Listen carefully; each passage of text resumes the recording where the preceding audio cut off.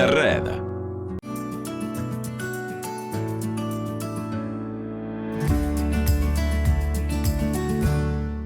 Presenta Familia Traversa para sus vinos finos, el vino de nuestro tiempo.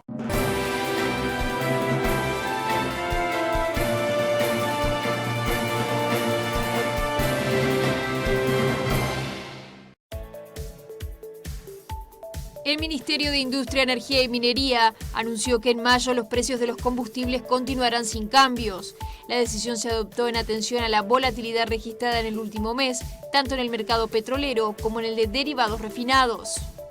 El canciller Francisco Bustillo aseguró este viernes que la negociación entre Uruguay y China por un tratado de libre comercio está en un compás de espera. Ello se debe al interés que manifestó el presidente Lula de sumarse a la negociación e incorporar a su vez a todo el Mercosur. Se conocieron detalles del homicidio del joven, cuya cabeza apareció en una bolsa en el asentamiento Paso Escobar de Barros Blancos el pasado 23 de marzo. Un asesinato por el que condenaron a 2 personas fue premeditado para inculpar a una banda narcorrival. Una delegación del gremio de estudiantes del Instituto Alfredo Vázquez Acevedo se reunió con la directora general de Educación Secundaria Jennifer Cherro y el subdirector Oscar Yáñez. Tras el encuentro, el representante de los estudiantes, Jerónimo Sena, confirmó que tendrán el salón gremial, pero en una nueva ubicación. El censo 2023 comienza este sábado 29 de abril. A partir de la hora 21, los interesados en responder el cuestionario digital vía web pueden ingresar al sitio censo2023.uy. Las preguntas se dividen en 3 módulos: población, hogares y viviendas. Señoras y señores, ¿cómo están ustedes? Muy buenas noches, el gusto de saludarlos. Además de estas informaciones, estaremos compartiendo con ustedes las repercusiones que continuaron en esta jornada y que tienen que ver con la aprobación de la reforma de la Seguridad Social a nivel del Parlamento Nacional. Pero lo adelantábamos en títulos, el Poder Ejecutivo anunció en esta jornada que se mantendrá incambiado el precio de los combustibles. Ya es el tercer mes consecutivo que no tiene variante el costo de las naftas. Fue un mes de subas y bajas en el crudo, que empezó a $78 el barril y terminó en 85. El cálculo de precio de paridad de importación de Ursea marcó que las naftas subieron 2,6% y el gasoil cayó 5,6%. Con estos números, más el informe de ANCAP, el gobierno tomó la decisión, al igual que en meses anteriores, de mantener los precios de venta al público. Por eso en mayo la nafta super seguirá en surtidores a 71 pesos con 89, la premium 74,12 y el gasoil 50S a 56 pesos con 99 por litro. El supergas, que según Ursea bajó 0,78%, también mantendrá su precio y la garrafa de 13 kilos seguirá costando 954 pesos. Bueno, en otros temas les adelantábamos, el responsable de la redacción del proyecto de reforma de la Seguridad Social, hablamos de Rodolfo Saldain, se manifestó conforme por lo que fue la negociación que se llevó adelante en el Parlamento Nacional, sobre todo lo que fueron las incorporaciones de diferentes planteos de los partidos de la coalición de gobierno. El profesional señaló que cree que es un excelente resultado el que se dio tras el tratamiento parlamentario. Las modificaciones al proyecto original en el que Rodolfo Saldain había participado no alteran mayormente los objetivos, dijo el asesor presidencial.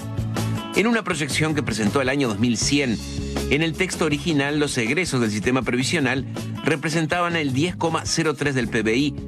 En la iniciativa finalmente aprobada sería el 9,7%. Creo que es un excelente resultado que tiene obviamente diferencias con lo que fue las recomendaciones en su momento de la comisión, que fue el insumo del anteproyecto, después una primera ronda de negociación donde se abrió a todos los partidos políticos, después el proyecto, después negociación en diputados, negociación en el Senado y bueno, y el cierre de estos días.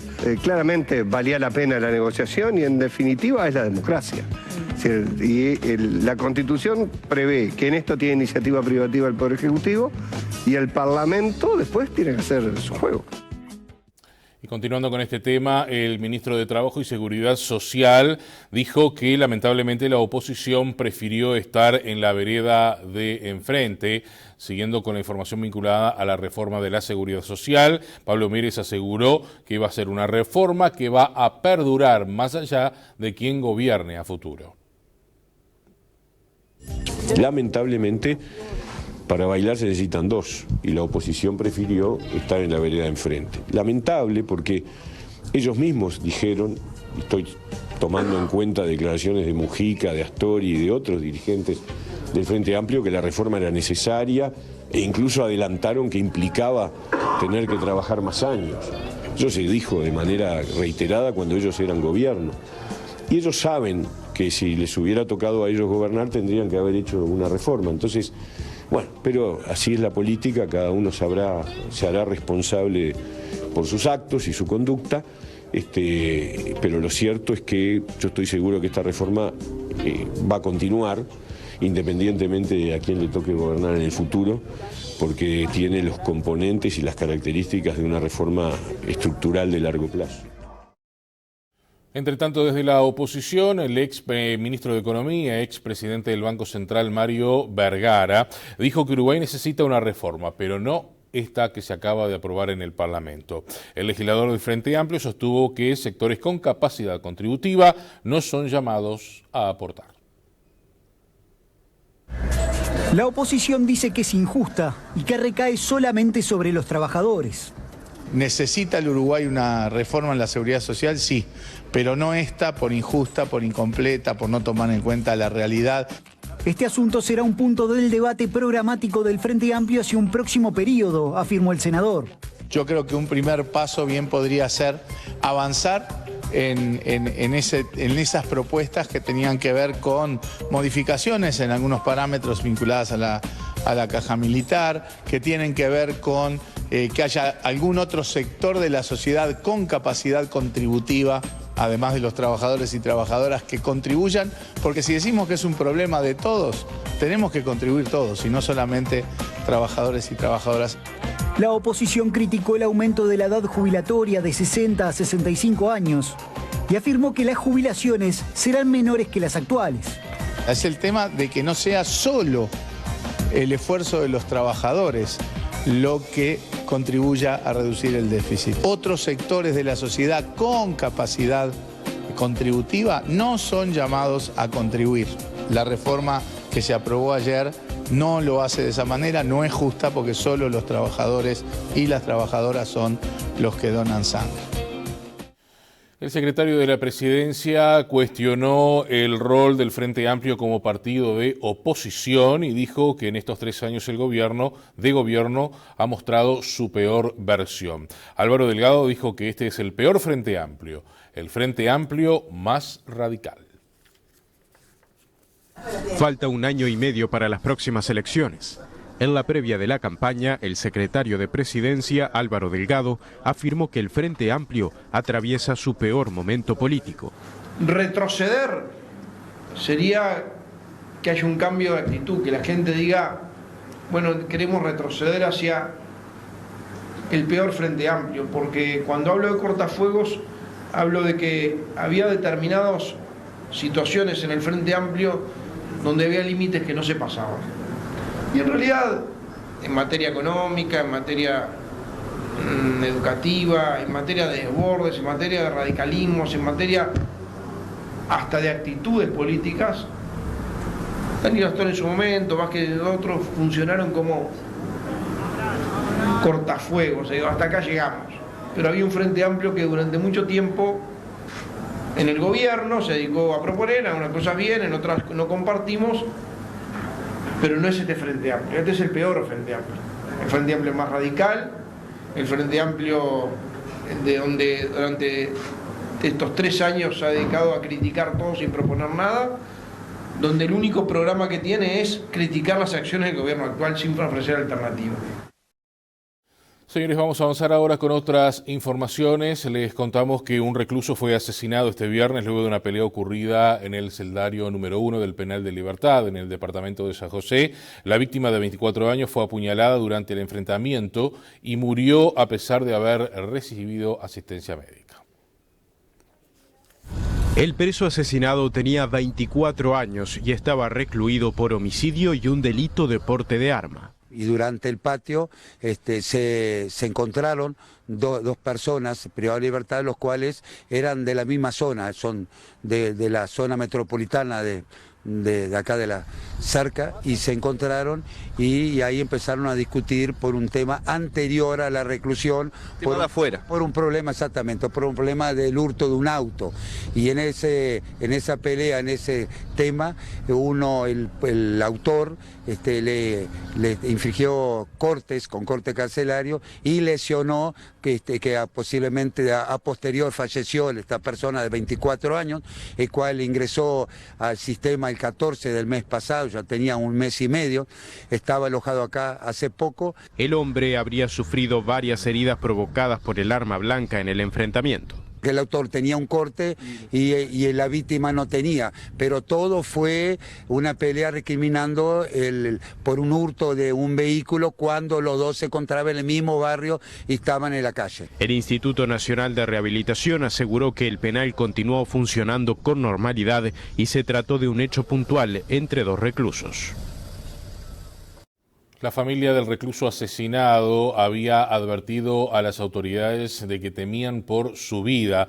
La hermana del privado de libertad envió una nota el pasado 19 de abril a las autoridades del INR, el Instituto Nacional de Rehabilitación, advirtiendo que su hermano estaba en riesgo de vida. El miércoles 19 de abril, Florencia, la hermana de Lucas Ramos, envió una nota a las autoridades carcelarias advirtiendo que su hermano estaba en riesgo de vida. Según la nota a la que accedió Telenoche, la familia dice que Lucas la estaba pasando mal y que era necesario un cambio. La familia reconoce que él estaba en prisión, pagando por un delito que había cometido, pero aseguran que quería estudiar y trabajar. Él quiere hacer las cosas bien. Por favor, necesitamos que lo lleven a un lugar donde con la edad que tiene pueda hacer una rutina, advierten. Lucas, quien fue asesinado este viernes, tenía 24 años. Bueno, en otras informaciones, condenaron a 2 personas por el asesinato de Barros Blancos. Recordarán ustedes este caso donde los vecinos hallaron la cabeza de un hombre en una bolsa. Bueno, ambos pertenecían a una de las bandas de este asentamiento, Paso Escobar, donde apareció esta parte del cuerpo, y con este homicidio intentaron culpar a una banda rival para sacarla del barrio. Se trata del homicidio de un hombre de 25 años ocurrido en Barros Blancos a fines de marzo, donde apareció una cabeza en una bolsa y 4 días después el resto del cuerpo en un lago a unas cuadras del lugar. Los autores de este macabro crimen son 2 hombres de 36 y 19 años de edad, que fueron condenados, uno a 12 años de prisión por ser el autor del homicidio y el otro a 4 años de penitenciaría por coautoría. Ambos pertenecían a una de las bandas del asentamiento Paso Escobar y con este homicidio intentaron culpar a otra banda para sacarla del barrio. Quedó claro la situación como se dio, la hazaña con que actuaron contra este joven, que no tenía nada que ver, es una víctima totalmente inocente, que no tenía ningún problema previos con esta gente, ni nos conta que andaba en malos pasos. Podía haber sido cualquier otro joven porque ellos salieron como una especie de cacería, sin importar, y lo que querían era quitar la vida de alguien para desviar la atención de la policía que venía tras los pasos de ellos hacia la otra organización. Entonces está dando Teresa en varias zonas, es decir, la lucha por el territorio y con esta hazaña como se vio en este caso de Barros Blancos. No, esta es la primera vez. Ha habido sí enfrentamientos entre grupos narcos por el territorio, por deudas, por otro tipo de situaciones, pero llegar a este extremo no se había dado. Nos vamos ahora al departamento de Maldonado, donde la Fiscalía está investigando una situación que se ha registrado allí en las puertas de un comercio de Punta del Este, donde se venía desarrollando una liquidación. Estamos hablando de una liquidación, una venta. Clientes que querían comprar precisamente con descuentos se tomaron a golpes de puño en la puerta de este comercio allí en Punta del Este. La larga fila de clientes que esperaba desde las 7 de la mañana de este viernes en la apertura del local que liquidaba prendas de vestir y calzado de reconocidas marcas en una anunciada jornada de rebajas muy grandes, resultó en una pelea de grandes dimensiones entre quienes no se querían perder los productos que allí se liquidaban. El local abrió sus puertas a la hora 10 y allí comenzó el caos, con clientes que comenzaron a impacientarse por lo que demoraba la fila de personas que, al ser tantas, iban ingresando por grupos debido al espacio del local de ventas. En determinado momento de la mañana, algunas personas quisieron adelantar algunos lugares en la fila y pretendían ingresar igualmente, y allí es cuando el caos comenzó. Golpes de puño y patadas entre varios individuos y aquellos que, con la intención de separar, también fueron golpeados, generándose un altercado generalizado en la puerta del comercio.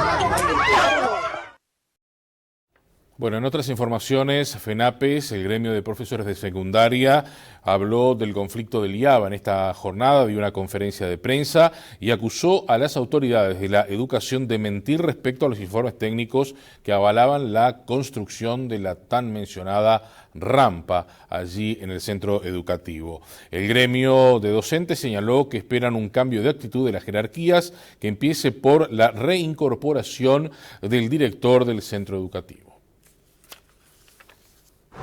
La incorporación de una rampa fue uno de los principales motivos de críticas entre los alumnos y docentes del IABA.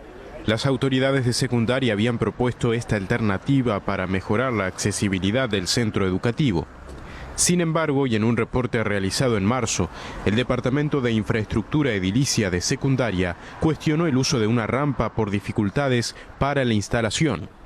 En el documento que fue divulgado por Montevideo Noticias, los expertos aseguraron que había un desnivel entre la vereda y el nivel del piso que dificultaba la instalación. También afirmaron que la obra supondría un costo de casi 500.000 pesos, por lo que no era la mejor opción. Los resultados de estos reportes fueron recogidos por los representantes de la Federación Nacional de Profesores de Educación Pública, que cuestionaron la falta de credibilidad de las autoridades. Queda más que claro que ese sector, una rampa de accesibilidad, no es viable. Lo otro que nos preocupa profundamente es el tono que algunos políticos y algunos jerarcas le han dado a sus declaraciones en las últimas horas, prácticamente instalando esto como una disputa de poder, y que nos parece que es el camino más equivocado de todos. Nos parece que lo que hay que hacer es instalar un ámbito de negociación, tratar de ser serio cuando se declara a la opinión pública, porque creo que están perdiendo credibilidad día a día. Bueno, y continuando con este tema, en la jornada de este viernes hubo una reunión entre las autoridades de secundaria y representantes del gremio estudiantil del IABA, donde se les informó que se iba a trasladar lo que es el salón gremial. Se nos planteó que están muy abiertos al diálogo, pero nuestro salón se va a quitar de donde está, se nos fue arrebatado. Esto dijo el vocero de los estudiantes.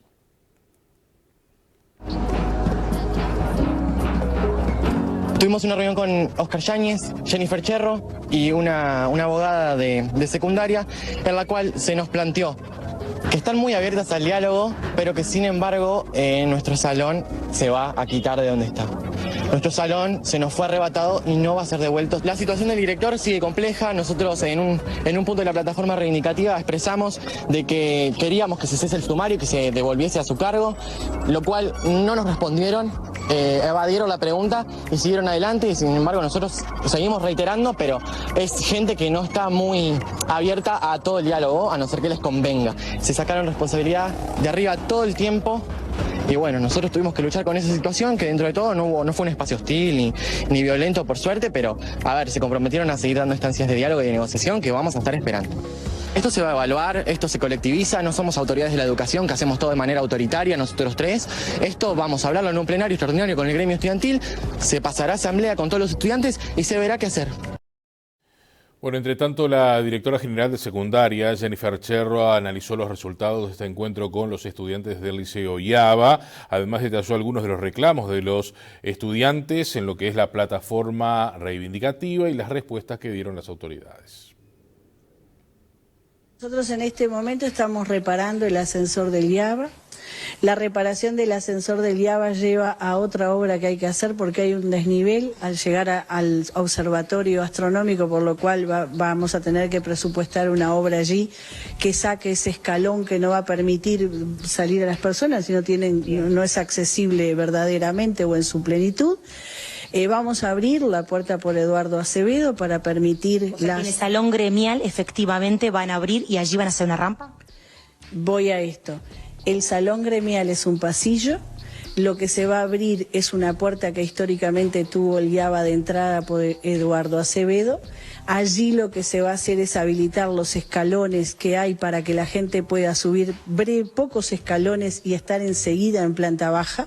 Y en un pequeño tramo de esa apertura se va a hacer una intervención como para asegurar la accesibilidad. Quiere decir que se va a combinar la seguridad de que haya 2 puertas de entrada y 2 puertas de salida llegando a planta baja, ¿verdad? Sí. La accesibilidad, que puede ser esa que vamos a hacer, más alguna intervención que vamos a tener que hacer en el museo, pero hay que estudiarlo bien, porque lo que planteaba la arquitecta en el informe que está en un expediente, que sin embargo sorprendentemente aparece en la prensa, lo que dice es que es más fácil hacer la rampa por el museo, pero implica tomar espacio del museo.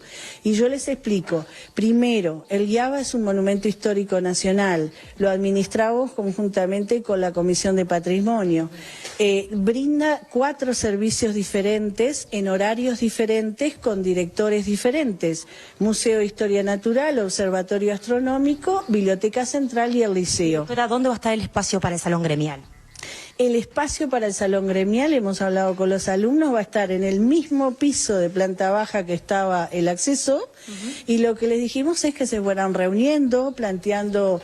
¿Deciden los estudiantes dónde se van a instalar? No, van a ir a hablar con el equipo de dirección nuevo y a conversar. ¿Hay dirección ya en el liceo entonces? Sí, ahí está la inspectora, no voy a dar los nombres, no tengo por darlos, pero digo sí, Isabel Taylor, Paola Delgado, son 2 inspectoras, como decía hoy, son un equipo organizativo de gestión y pedagógico, son 2 inspectoras, una de institutos y una de asignaturas, porque vamos hacia la gestión y hacia lo pedagógico, tienen larga trayectoria como directoras efectivas en sus liceos, son inspectoras, y van allí a trabajar con la comunidad, y a mí me parece que acá el esfuerzo tiene que venir de todo el mundo. Vamos a cambiar ahora de tema. El canciller de la República, Francisco Bustillo, dijo que se abrió un periodo de aproximación en el que se analiza que es mejor si avanzar de forma bilateral, Uruguay-China, o esperar a todo el Mercosur. El ministro de Relaciones Exteriores se refirió al Tratado de Libre Comercio con el país asiático, dijo que está en un compás de espera por el interés que Brasil ha manifestado de sumar a todo el bloque. China fue claro en cuanto a que la relación con Uruguay le importa y mucho, tiene inquietud de avanzar en un acuerdo de libre comercio con Uruguay, definitivamente, así nos lo hicieron saber.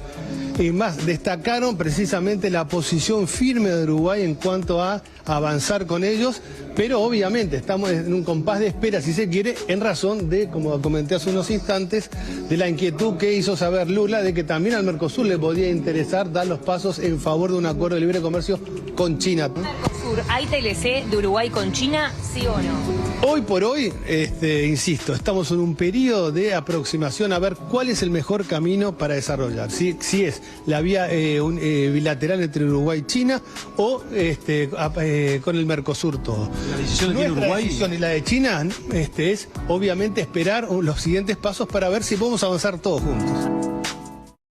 El secretario de la Presidencia, Álvaro Delgado, criticó los cuestionamientos que hizo el Frente Amplio a propósito de la negociación de nuestro país con China. Recordemos, ayer les comentábamos de esta posibilidad de convocar por parte de la oposición al Parlamento Nacional al canciller Francisco Bustillo por este asunto. El jerarca de gobierno aseguró que la oposición no tiene credenciales para hacer las afirmaciones que hizo.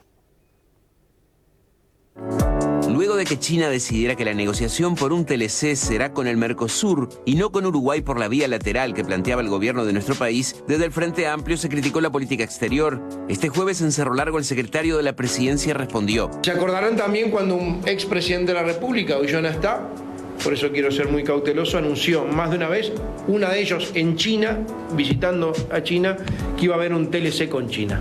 Bueno, nada de eso pasó.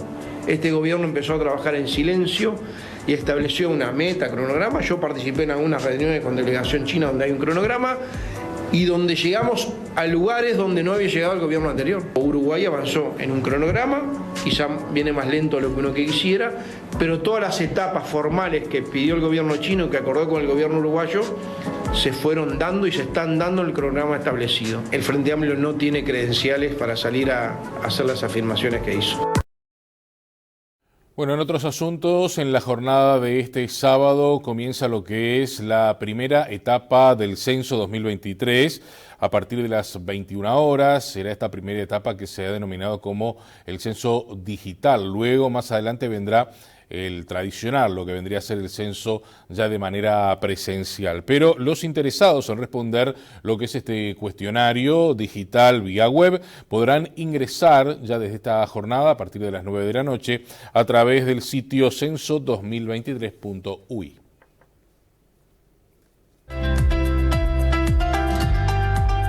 Desde este sábado 29 de abril a las 21 horas hasta el 17 de mayo a la misma hora estará habilitado el formulario en línea del Censo 2023 en el sitio web censo2023.ui. Se trata del segundo censo en lo que va de este siglo XXI y el anterior data de 2011, más de 10 años atrás, que son los recomendados para la repetición del relevamiento. ¿Qué es lo que va a permitir la realización de este nuevo censo? Un censo de población es un instrumento fundamental para los demógrafos y para toda la población, para el Estado, para conocer el estado de la población y muchas características que muchas veces forman la base del diseño de cualquier política pública. Entonces el censo, como decías tú, no se hace del 2011, hace mucho tiempo no tenemos un censo. Una de las funciones del censo es actualizar el marco muestral sobre el cual después se hacen las encuestas continuas de hogares, por ejemplo. Otro tema principal del censo es que llega a todas las áreas del país, o sea, tiene una cobertura total, que no la tiene ninguna otra fuente de datos. La herramienta permite además conocer el impacto de fenómenos migratorios, tanto desde el exterior como a la interna del país. Hay datos que no tenemos, que no conocemos, que son los datos de movimientos internos adentro del país, que son muy importantes de conocer, máxime después de la pandemia. Después de la pandemia mucha gente se trasladó, mucha gente trasladó su residencia, mucha gente va y viene de un lugar a otro. Podemos haber tenido recepción de inmigrantes que se localizaron en algunas zonas, de inmigrantes extranjeros que se localizaron en algunas zonas del país que tampoco conocemos, movimientos de inmigrantes internos, gente de La Valleja que se va a Maldonado, gente de Montevideo que se va a Canelones, o sea, gente de Paysandú que se traslada a Salto, etcétera. Ese tipo de movimiento territorial en todo el Uruguay no lo conocemos. En 2011 la población era de poco más de 3 millones de personas. Se busca ahora actualizar el dato tras 12 años. Somos 3 millones y un poquito más según el último censo, 3.200.000. Y Uruguay tiene una tasa de crecimiento bastante cercana a cero. O sea que la gran pregunta es cuántos vamos a hacer, digamos. Pero no es solo cuántos vamos a hacer, digamos que lo vamos a saber rápidamente. Es probable que no haya crecido mucho la población solo puede crecer por nacimiento o por inmigración. Entonces dependemos un poco de esas dos variables. Nacimientos en Uruguay hay cada vez menos, inmigrantes en Uruguay ha habido algunos picos de inmigración, pero no tenemos exactamente muy cuantificados cuántos. Se nos viene el feriado del 1 de mayo y debido a este fin de semana largo que tenemos por delante, muchos uruguayos han optado por viajar y un intenso movimiento se ha visto, por ejemplo, en lo que es la terminal de Tres Cruces. Los principales destinos, como era de esperarse, el primero de ellos Buenos Aires, pero también el litoral del territorio nacional. Este viernes el movimiento fue intenso en la mañana de Tres Cruces y aún más después de las 4 de la tarde. Unos 700 ómnibus partieron y 500 llegaron. De ellos, 80 salieron con destino a Argentina y otros 80 lo harán el sábado. En general, el movimiento está un 10% por debajo de feriados similares en el 2019, año previo a la pandemia. Hemos notado un buen movimiento hacia lo que es el norte del país. Departamentos como Salto, Artigas se han incrementado bastante en relación con el resto. Fraiventos también hemos tenido varios coches hacia esa ciudad. Colonia también ha tenido un buen incremento y bueno, el este del país, que siempre es una zona que sin importar cuál fecha sea de incremento de movimientos aquí en la terminal, es una zona todo el este del país que se incrementa bastante también. En total, 4.300 ómnibus parten o llegan a Tres Cruces desde este viernes hasta el martes. Son más de 150.000 personas que estarán pasando por la terminal.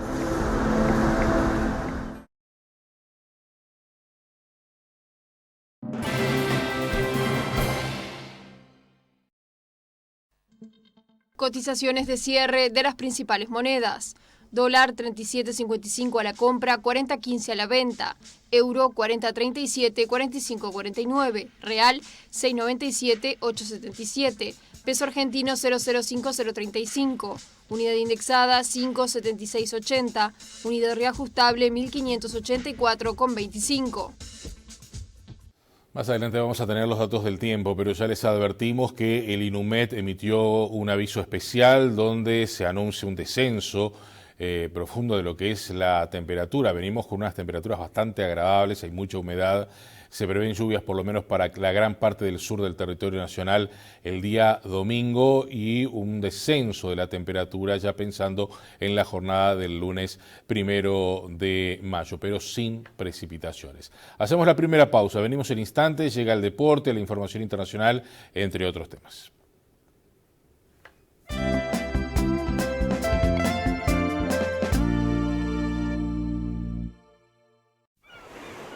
Cuando todo comenzó, te invité a celebrar por los sueños que acababas de alcanzar. Cuando todo comenzó, compartimos un faisán y ese día creció nuestra amistad. Aquí en Uruguay el vino es faisán. Nos encanta divertirnos y salir a disfrutar. Aquí en Uruguay el vino es faisán. Quiero siempre tu alegría, quiero siempre tu amistad. Aquí en Uruguay, el vino es faisán. Un buen amigo en tu mesa. Con la baja de impuestos, más de 80.000 trabajadores, jubilados y pensionistas ya no pagan IRPF y IAS. Soy Graciela Pagola, soy jubilada después de 44 años de trabajo. Con la nueva rebaja de impuestos, no voy a pagar más el impuesto del IAS. Y estoy contenta, porque son unos pesitos más y cada pesito suma. La baja de impuestos pone más dinero en el bolsillo de los jubilados y pensionistas. Uruguay baja los impuestos. Ministerio de Economía y Finanzas. ¿Necesitas efectivo? Tuviste un gasto imprevisto. ¿Querés irte de vacaciones, hacer una reformita, pagar cuentas o darte un gustito? Mirá, pedí un préstamo en crédito amigo y listo el pollo. Bueno, ¿y? No sé si viste que le encajé el mirá, ¿no? Como diciendo... Así de fácil, tu préstamo aprobado en 3 segundos y sin papeles. Pedilo por WhatsApp, por teléfono o por la web y retíralo en cualquier hábitat o red pagos del país. ¿Necesitas efectivo? Pedíselo a Crédito Amigo. Si querés saber los números que salieron en el sorteo del 5 de oro, envía número al 1234 y recibí a diario la información en tu celular. Envía número al 1234. Si jugás al 5 de oro, tené toda la información de pozos y resultados en tu celular. Envía número al 1234. Son miles y miles de personas que volvieron a vivir gracias a los grupos éxito. Yo entre ellas. El éxito de los grupos de adelgazamiento ahora también lo podés lograr por internet. No tenés ni que moverte de tu casa. Ahora no hay excusas. Adelgazaronline.com.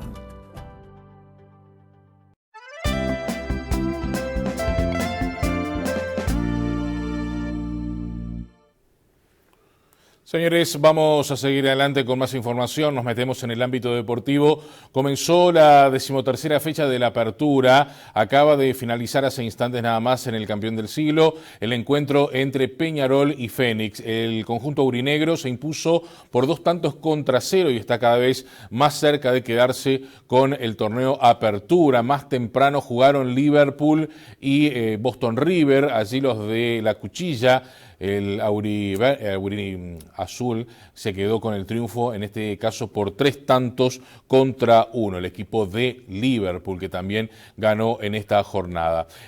Nacional, recordemos, en el Gran Parque Central estará jugando, recibiendo al equipo de La Luz. Álvaro Gutiérrez, el técnico tricolor, tendrá como baja a Francisco Ginela, pero contará con Leandro Lozano y Jonathan Rodríguez.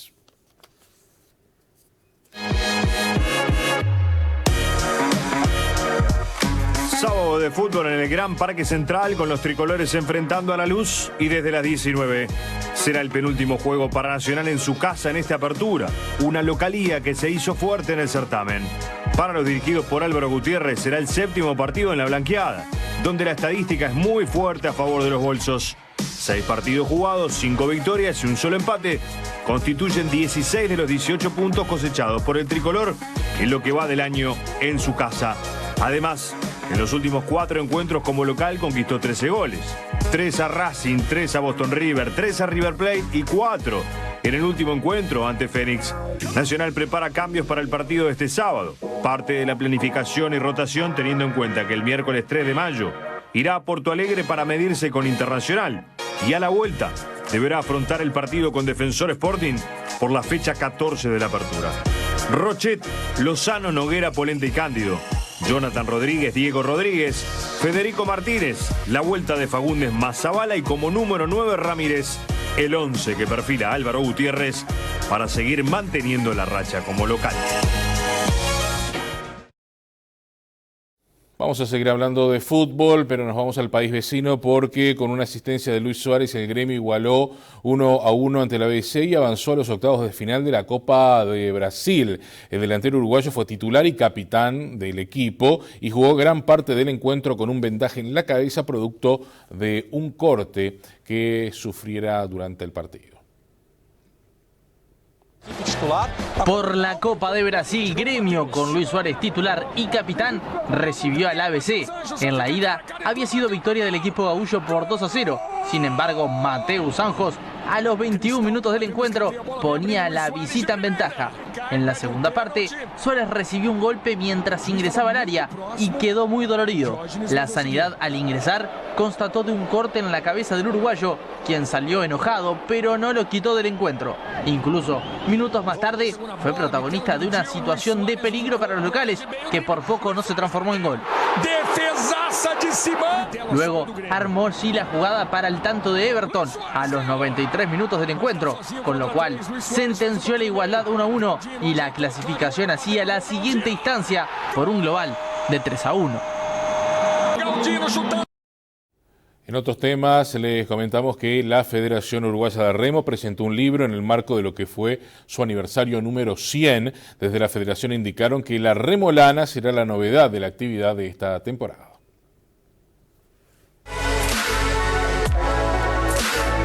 La Federación Uruguaya de Remo presentó el libro de los 100 años y además actualizó la agenda de actividades para la temporada 2023-2024, con una gran novedad que es el anuncio de la llegada de la Remolana, un nuevo evento deportivo que se va a estar desarrollando en marzo del año 24 en la playa Pocitos. Fernando Ucha, el presidente de la federación, habló sobre la preparación de los deportistas uruguayos para el próximo Panamericano.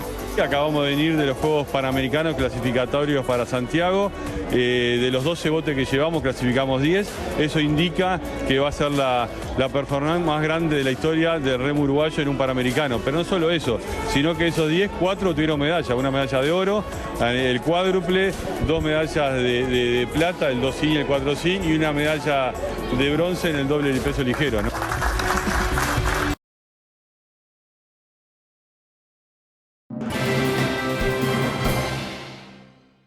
Vamos a avanzar ahora en información internacional. Este domingo 30 de abril se realizarán lo que son las elecciones presidenciales, legislativas y de gobernadores en Paraguay. El resultado de la votación se dirime, recordemos, en una sola vuelta.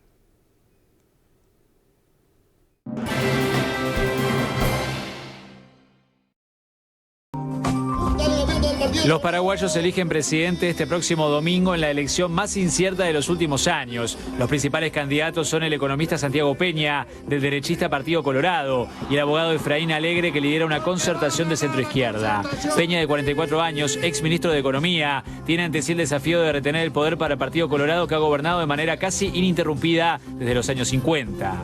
Nuestras luchas tienen que ser por mejorar la vida del pueblo, por mejorar la salud, la educación, mejorar la calidad del empleo. Del otro lado está Efraín Alegre, que a los 60 años disputa la presidencia por tercera vez. Esta parece ser su mejor oportunidad, ya que cuenta con el apoyo de una amplia coalición de centroizquierda que lo eligió en primarias en diciembre pasado. ¡Va a ganar la patria! ¡El cambio ya llega! La encuesta más reciente de la firma Atlas, realizada entre el 20 y el 24 de abril, dio una intención de voto del 34,3% para Alegre y de 32,8% para Peña, un empate técnico. En tercer lugar figura Paraguayo Cubas, un derechista antisistema con 23%. Las elecciones presidenciales en Paraguay son a una sola vuelta, por lo que quedarán definidas el domingo a favor de quien obtenga la mayor votación y sin necesidad de una mayoría absoluta. Los 4.800.000 votantes elegirán también el próximo Parlamento de 45 senadores y 80 diputados y a 17 gobernadores. Continuando en el panorama internacional, una nueva ola de ataques rusos azotó a varias ciudades de Ucrania y causó al menos 25 muertos, entre ellos 4 niños. El asedio ruso se produjo cuando precisamente Ucrania está ultimando lo que son los detalles de un importante contraataque. Una ola de ataques rusos con misiles y drones azotó en la madrugada del viernes varias ciudades de Ucrania en momentos en que Kiev anunció que los preparativos para su contraofensiva llegan a su fin. El presidente ucraniano Volodymyr Zelensky prometió una respuesta al terror ruso, mientras que el Ministerio de Defensa de Rusia informó que fueron bombardeados objetivos militares en Ucrania con armas de alta precisión.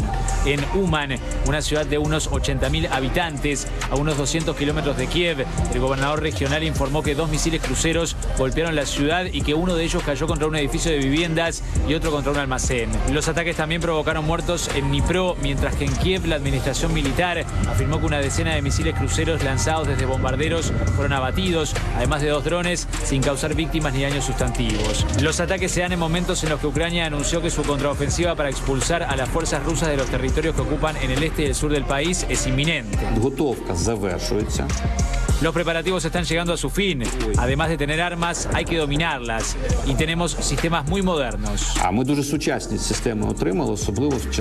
Rusia bombardeó continuamente las ciudades ucranianas y la infraestructura del país durante el invierno boreal, pero los ataques amainaron en los últimos meses. La capital Kiev no había sido blanco de ataques con misiles en más de 50 días. Ucrania reforzó en los últimos meses su sistema de defensa aérea tras la entrega de equipos occidentales que son clave para la guerra que libra el país.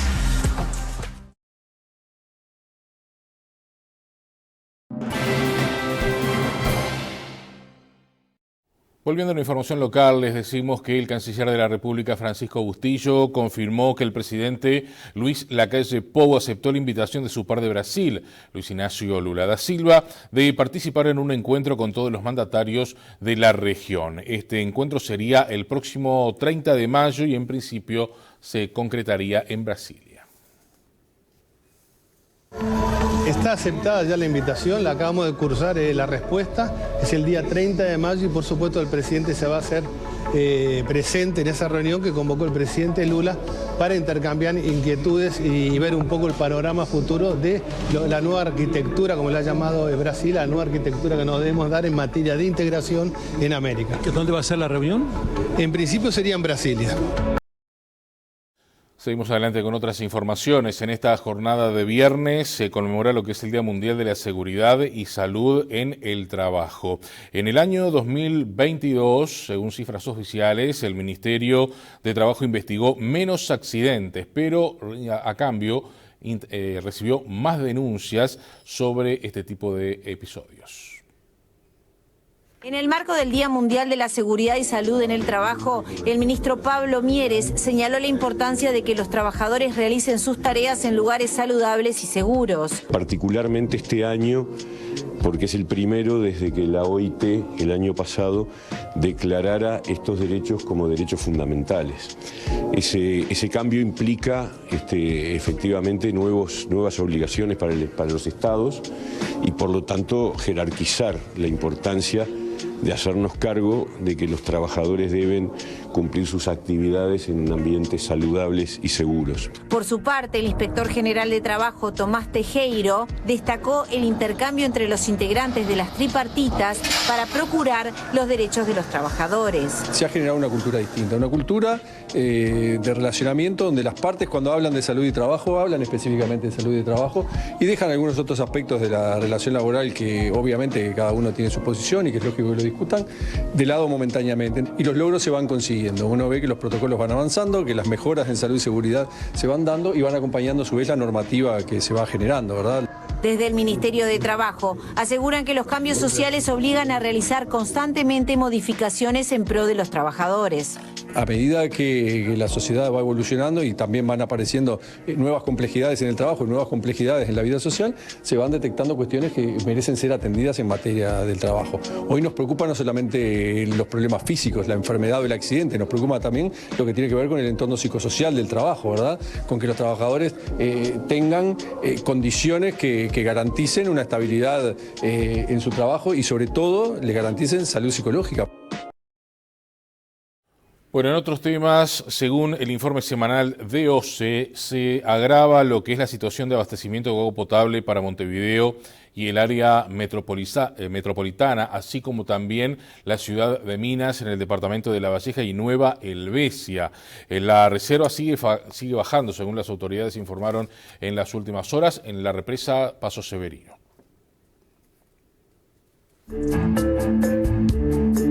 La cota de Paso Severino es de 29 metros con 45, que significan una reserva inferior a 12 millones de metros cúbicos de los 65 millones que puede embalsar esa represa sobre el río Santa Lucía Chico, en Florida. Funciona como reservorio de aguas corrientes para abastecer a Montevideo y zona metropolitana. La situación es extremadamente compleja y continúa agravándose, dice OCE, y las medidas están orientadas a preservar por el mayor tiempo posible la reserva de agua dulce. En San José se estima que no habrá inconvenientes para el abastecimiento hasta fines de mayo, y en Nueva Helvecia la situación es sumamente compleja y se estima que el suministro se podría mantener hasta mediados de mayo. En la Costa de Oro, en el denominado Sistema Atlántida, la reserva de Laguna del Cisne se encuentra en valores mínimos históricos y el abastecimiento depende de la usina de La Floresta y del sistema metropolitano de aguas corrientes, que ya sufre la sobrecarga por el bajo nivel de Paso Severino. En La Valleja se registraron lluvias de 5 milímetros. El embalse de la represa Mayolo se ha mantenido estable en las últimas 72 horas en base a rebombeos y traslado de agua en camión cisterna, y está más de 4 metros por debajo de la cota. La Cámara de Industrias del Uruguay recibió los planteos de las gremiales empresariales del litoral preocupados por la caída en lo que son las ventas, esto debido a la diferencia cambiaria con la República Argentina. Reclaman poder instaurar lo que es la política 0 kilo en los pasos fronterizos. La Cámara de Industrias ha recibido planteos de las gremiales empresariales del litoral, preocupadas por la caída de las ventas por la diferencia cambiaria con Argentina. Cruzan familias, pero los productos están llegando hasta las ferias de Montevideo, dice la Cámara. Pide que vuelva al 0 kilo, porque permitir cantidades intermedias es imposible de controlar. Una realidad que es imposible de controlar cuando se liberan X cantidad de monto en dólares para el cruce.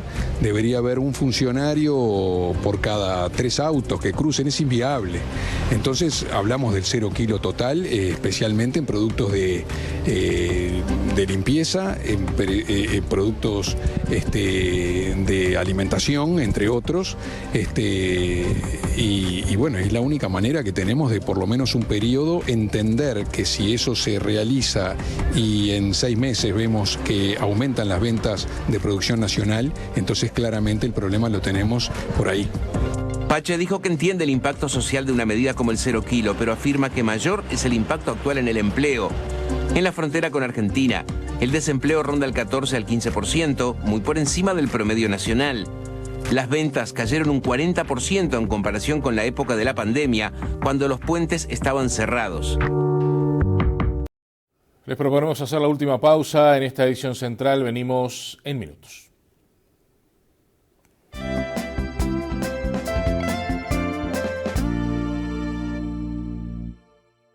Cosechamos la mejor genética de uvas para obtener el vino más elegante e intenso. El trabajo artesanal y la tecnología nos han permitido convertirnos en la bodega uruguaya que más exporta. Vinos Traversa, el vino de nuestro tiempo. ¿Sabés lo que es tener la mirada triste, vacía, sin brillo? No tenés energía, no tenés ganas de nada. Tengo una foto. Este era yo. Mirá cómo cambié. Mirá cómo cambió mi mirada. El grupo es fundamental porque te apoya, te da energía, te alegra, te enseña. Un día dije, voy a cambiar kilómetros por kilos. Ahora voy por la media maratón. 21 kilómetros, 21 kilos menos. El éxito de los grupos de adelgazamiento ahora también lo podés lograr por internet. No tenés ni que moverte de tu casa. Ahora no hay excusas. Llame o envíe un mensaje para recibir más información. Comunícate por WhatsApp.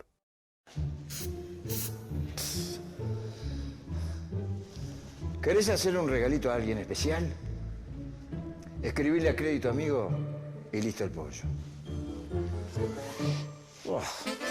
Si necesitas efectivo, Crédito Amigo te lo da en 3 segundos y sin papeles. Saca tu préstamo por WhatsApp y retíralo en cualquier hábitat o red pagos del país. ¿Necesitas efectivo? Pedíselo a Crédito Amigo. Cuando todo comenzó, compartimos un faisán y ese día creció nuestra amistad. Aquí en Uruguay el vino es faisán. Quiero siempre tu alegría. Quiero siempre tu amistad. Aquí en Uruguay el vino es faisán. Un buen amigo en tu mesa.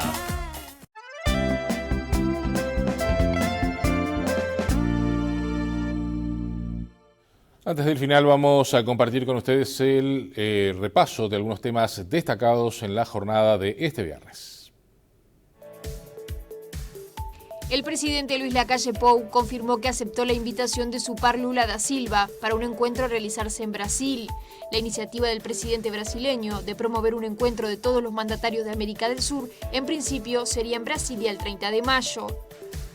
Un recluso de la unidad número 3, como se denomina el penal de Libertad, fue asesinado con un arma blanca este viernes en el patio del Celdario 1. La víctima tenía 24 años y estaba cumpliendo una pena por un delito de homicidio y porte de arma de fuego como reincidente. Una ola de ataques rusos con misiles y drones azotaron varias ciudades de Ucrania, dejando al menos 25 muertos. El asedio invasor se da en momentos en que Kiev anunció una contraofensiva esperada desde hace meses para reconquistar territorios ocupados por Rusia. Vamos ahora a compartir con ustedes los números favorecidos en la quiniela nocturna. Primer premio 636, del segundo al décimo 605, 706, 266, 739, 173, 616, 080, 283 y 262. Del undécimo al vigésimo 949, 354, 624, 116, 117, 420, 239, 743, 181 y 844. Por reiteración para la tómbola se sortearon los números 63 y 94. Y repasemos ahora el pronóstico del tiempo para las próximas horas.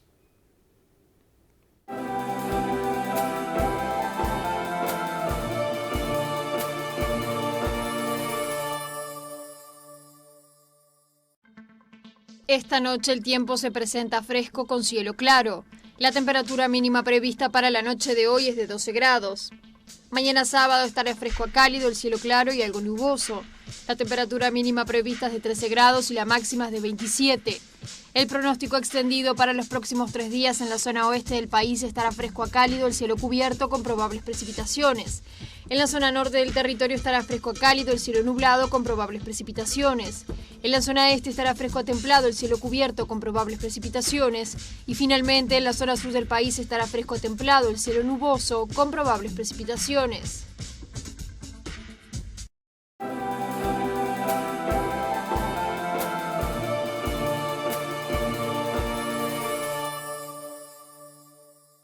Y en esta jornada de viernes hemos tenido, por lo menos aquí en la capital, una temperatura máxima que llegó a los 26 grados en horas del mediodía, comienzo de horas de la tarde. Y vean ustedes que para el día lunes se está previendo que la máxima llegue tan solo a los 16 grados. Va a haber un cambio radical. El INUMED, les comentaba más temprano, emitió un aviso especial de pronóstico para este fin de semana y señala lo siguiente. Allí ustedes ya lo tienen en pantalla, lo que está marcando el Instituto Uruguayo de Meteorología.